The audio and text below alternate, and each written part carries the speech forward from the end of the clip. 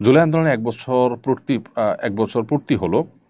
প্রত্যাশার সঙ্গে প্রাপ্তির সমন্বয় ঘটেছে কিনা, দিনই ক্ষেত্রে কি প্রত্যাশা করেছেন আর কতটুকু পেয়েছেন।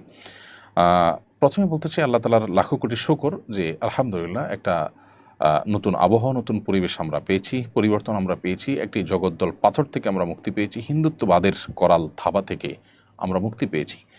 আমাদের শুকরিয়া আদায় করবার মতো অনেক জায়গা আছে, নিশ্চয়ই সেজন্য আল্লাহ তালার কাছে আমরা শুকর আদায় করি। সেই সাথে প্রত্যাশার সাথে প্রাপ্তির কিছু কিছু ক্ষেত্রে আপনার সমন্বয় ঘটলেও অনেক ক্ষেত্রেই অপ্রাপ্তি রয়ে গেছে।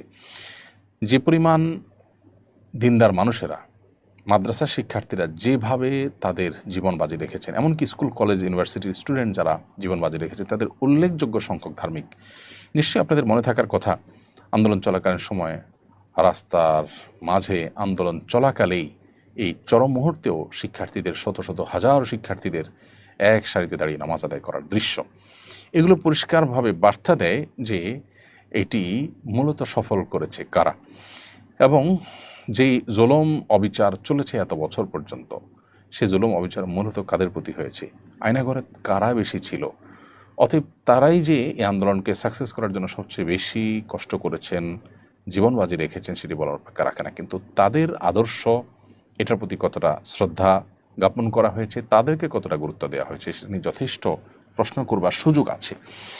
এক শ্রেণী মানুষ এই শহীদদের রক্তের উপর দাঁড়িয়ে বিদেশি এজেন্ডা বাস্তবায়নে তারা ব্যস্ত।